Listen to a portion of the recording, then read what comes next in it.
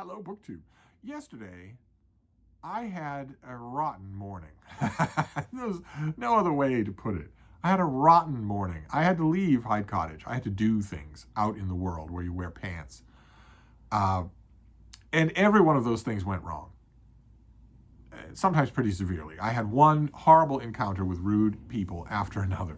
I got back and I recovered. I did a Zoom chat with Hannah from Hannah's Books. I did a Steve stream, a sexy Steve stream later that night. I was feeling right as rain when I turned everything off and came into the little book room in order to read all night long. I was feeling right as rain, but there's a cloud hanging over all of it because I knew I had to go out again for an unexpected set of errands that were far from my usual routines.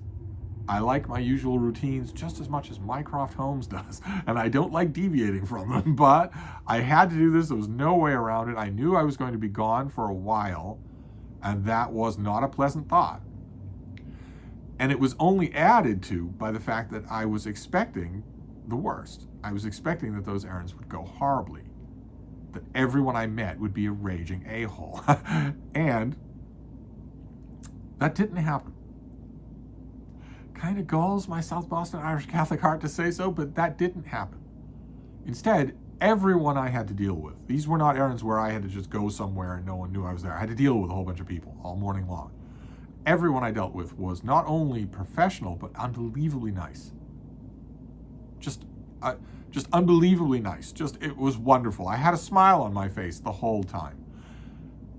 Even a traffic cop that I passed cracked a joke with me, or out of the blue, instead of saying, if you even look at me, I'll shoot you 50 times and I won't even lose my pension. There wasn't anything like that at all. There was nothing like it at all anywhere. We're talking all sorts of official places. We're talking random people on the street. We're talking the subway. We're talking a bus, a city bus, and we're talking retail. And in all of those cases, no, it was like courtesy's revenge for yesterday, because today was wonderful, absolutely wonderful. Now, before I went on those errands, when I was bracing myself, when I was, as we say, girding my loins, I was telling myself, all right, well, this is going to be awful. These errands are going to be awful. They're going to work you down to a nub, just like they did yesterday. But you're going to be in a couple of places where you can really pamper yourself when the errands are done, when you don't have to deal with anybody anymore. There are a couple of places you can go, things you can look at or buy that will really please you. So I made plans in my mind to do that. And as I'm sure that the rest of you already know, I don't think I need to excuse myself to any of you. I think you all are this way. As you'll be able to guess, even though things went perfectly fine, I was still ready to indulge myself. I wasn't about to give up those plans just because there was no need for them.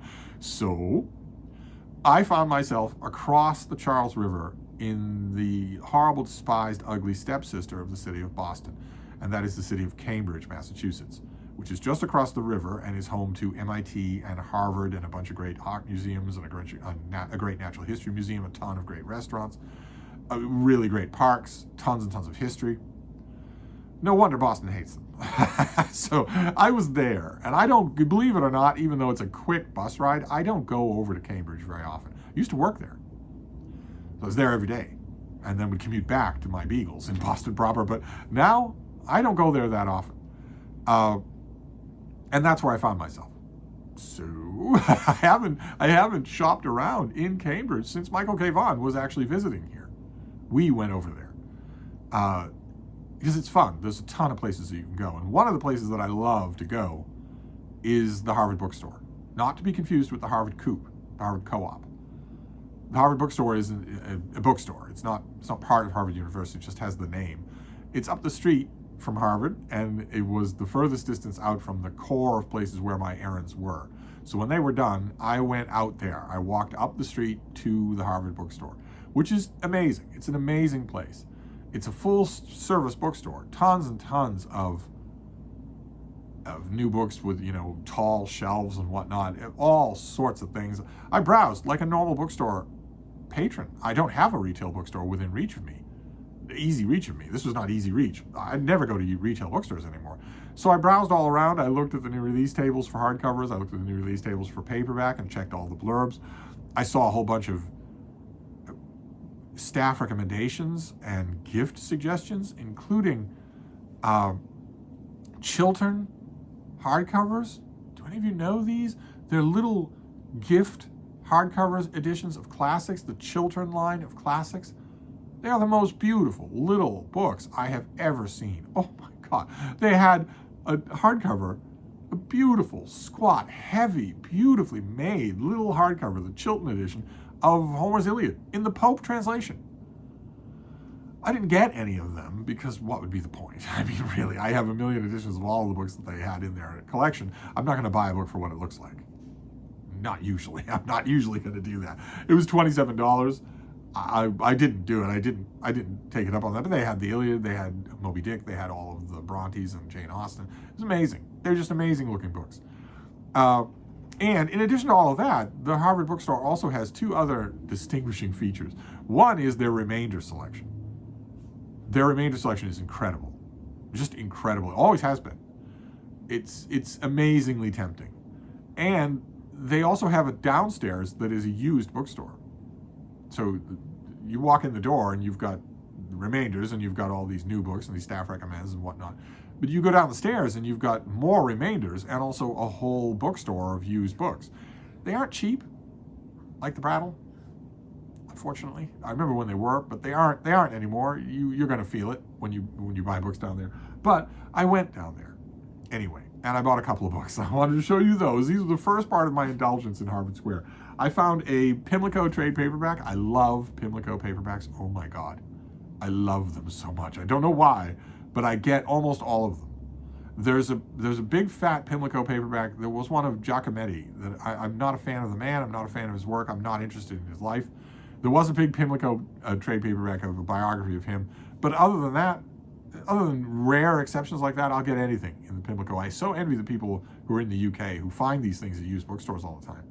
But I found this by Derek Wilson, The King and the Gentleman, Charles Stewart and Oliver Cromwell. Fantastic. This is what I mean. That's what this looks like. I'd never seen this before. I don't think I've ever read it. So fantastic to find this. It wasn't $1, but it was fantastic to find this. So we'll go on the reading list for this weekend. And then the other book that I found, I don't know why I found this, but this could be choked with academies. I hate academic writing, so it could be that it's a mistake, but I got it anyway because it just seemed too interesting. This is by Donna Harrington Luker, and it's called Books for Idle Hours, 19th Century Publishing and the Rise of Summer Reading. And I was thumbing through it just a bit and liked the ambit of the thing. So I'm a sucker for books about books. I don't know if this will be dry and boring and, navel-gazing like so much academic press is, but I'm definitely up for it. It's not a long thing. So this might, the King and the Gentleman, Cromwell was no gentleman, but the King and the Gentleman goes on the list for probably this weekend or something like that. We're getting a lot of rain, I think, coming up in the next 5 days. I think the next 5 or 6 days have 4 or 5 days of rain, or at least a threat of rain. We'll see. But this, I think I want to read tonight. I think it might be slow going. It might be really dry as dust academic prose, in which case I'll pick and choose. I'll plop all around it and see if I can extract some readability from it. But otherwise, I think this I will read first. Tonight. I'll put this on the list for tonight. I love books about books. I wonder if maybe the chapter headings would give you a hint here. The introduction is called On Summer Books and Summer Reading. Chapter 1 is called 19th Century Travel, Tourism, and Summer Leisure. When did this thing come out? Now I'm automatically curious. 2019. Okay, so this was the product of the University of Massachusetts Press, Amherst, and Boston, and by 2019, all of academia was completely ideologically captured. So this wasn't written by scholars and historians and authors. This was written by religious zealots.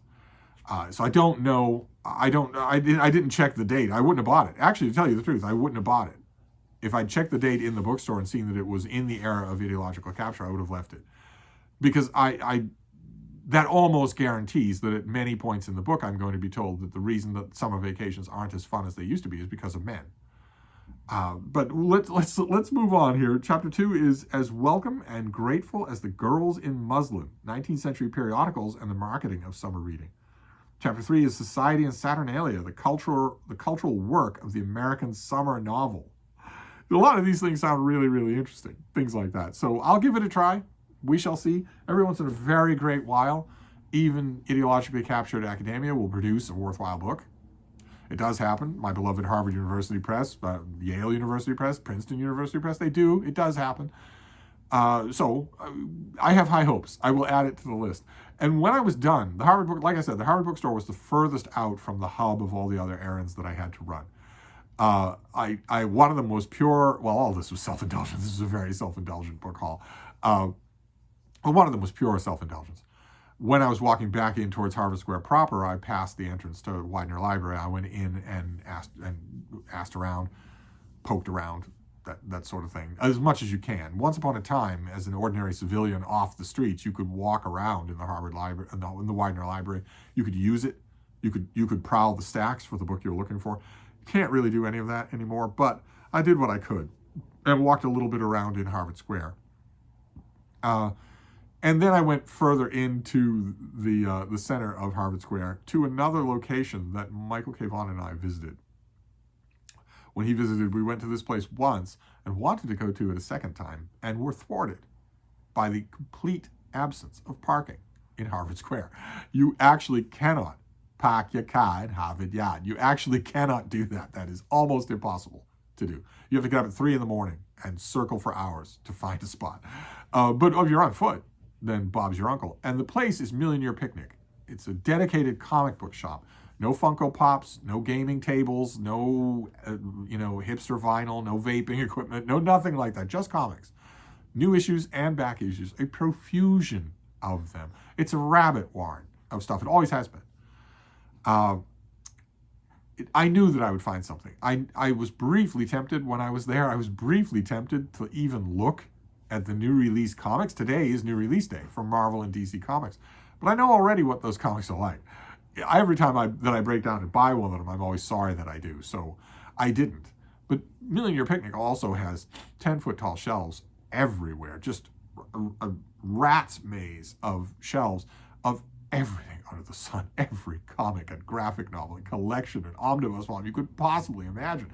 They're all there. And I found something that I didn't even know existed.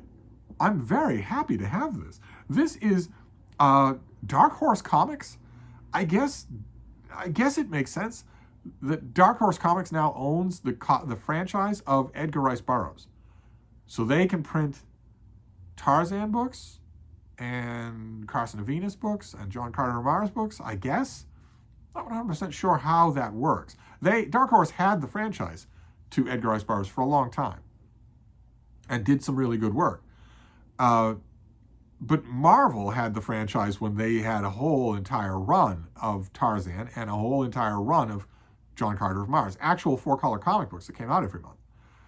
And when that run was over, Marvel made their John Carter of Mars run into one of the big $125 hardcover omnibus editions. And I got it. When that Marvel Omnibus edition came out, I got it. And I was grumbling even then about how inhospitable those hardcovers are. You can't use them. You can put them on a shelf, sure, and you can look at them and be glad you have them, but you can't pull them down and look at them and read them. They don't work on your lap. They don't work in a bag. You can't take them anywhere. They're just too unwieldy. So I had that omnibus edition of John Carter of Mars, and I just got rid of it. It was a little painful. It twinged a little. You might have seen it on this channel. But I eventually said, every time I think about that thing and think I might want to find and reread an issue, I don't, because it would be mother's own trouble. So just get rid of it. If you have a volume on your shelf you're not using, just get rid of it. So I did.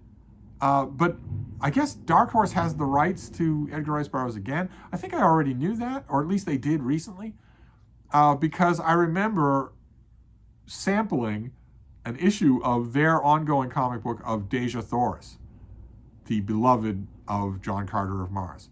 Only in this edition of Deja Thoris, she is a girl boss who don't need no man. It's utterly ridiculous. Just talk about ideological capture. It's just utterly ridiculous. But Marvel's run on John Carter was not utterly ridiculous. It could sometimes be very good. I just didn't want that omnibus again. But apparently Dark Horse gets to reprint the Marvel John Carter of Mars. That is the cover of the first issue of Marvel Comics, John Carter of Mars. Apparently they get to do that. I don't know enough about copyright law to really tell me that is the cover. See, they had to get rid of the Marvel livery up there, but that is the cover of John Carter, Warlord of Mars #1 for Marvel. They had to get rid of the banner for the identification of Marvel Comics, but they kept everything else. And that's what this is. This is just every issue of John Carter of Mars that Marvel did, only instead of it being in a big, unwieldy, look at that, terrific stuff there. Instead of this being in a big, unwieldy hardcover, it's in this paperback. Didn't know this thing existed. So I was very, very happy to find it. And that completed my Cambridge indulgence that I did not need. I went ahead with the plan to indulge myself, even though it was not necessary, because my errands were a dream come true. The only negative part of them at all was being away from Freda. That's all. So I found the Dark Horse John Carter of Mars. I'm going to have to ask Michael K. Vaughan about this. If anybody's going to know about it, it's going to be him. Then Books for Idle Hours, a study of the making of so-called summer reading. And finally, The King and the Gentleman, a Pimlico trade paperback history, Stuart history, and not only Stuart history, but the Stuart that I'm most intimately interested in. So great. So that self-indulgence went just fine. So I thought I would share it with you. I had a wonderful time. I was gone from Freda far longer than I wanted to. I will pamper her by not leaving her side at all for even a minute for the next 5 or 6 solid days. But by the time I next leave her side for any reason whatsoever, even going to Dunkin' Donuts, she'll be right truly sick of me. So I'm not going to do it anymore. I begged her forgiveness when I got back. She was squealing and yelling and screaming and biting and happy as could be to see me, and I'm going to make it up to her. But that's it. That was the only negative. You'd never know it from how much I indulged myself, but that was the only negative. But anyway, I'm going to wrap this up, but I'll be back. Thank you, BookTube.